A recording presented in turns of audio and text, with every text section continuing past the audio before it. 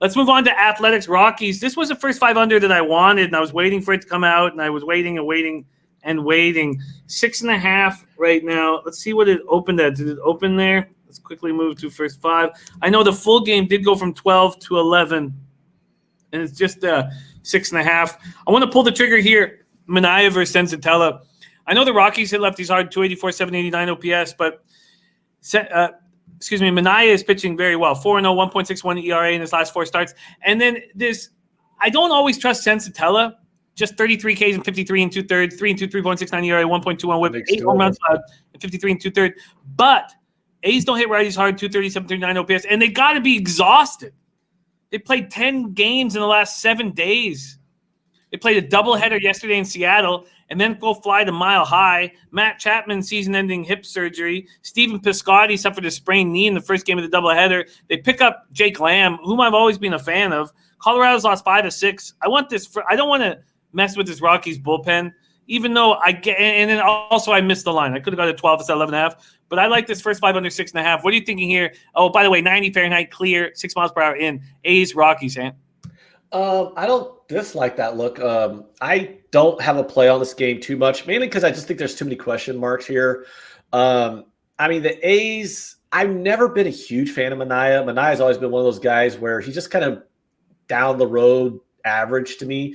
On the year, he's got a 4.46 ERA, but his peripheral numbers do look better than that ERA.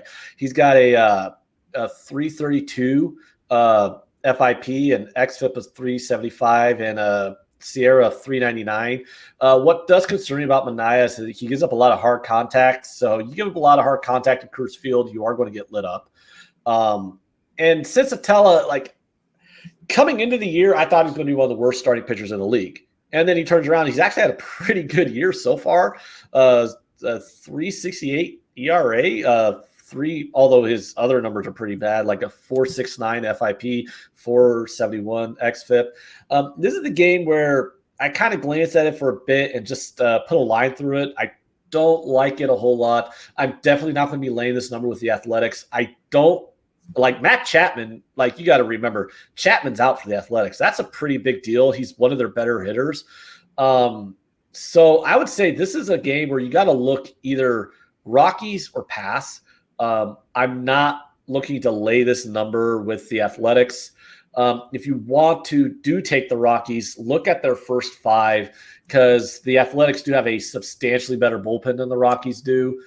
So that would be I don't have a bet on this game, but that would be my suggestion for people to look at, kind of gear them towards looks for this game would be Rockies or pass. And the first 5 under 6.5, like you always get those nice big totals on first 5s in Coors Field. And you also go, okay, there's a couple key guys. I saw like you highlight a comment, Arenado's out, Chapman's out.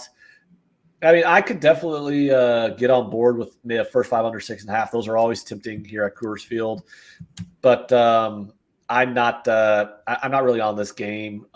If the A's get steamed, I probably grab the Rockies here at a nice big plus number.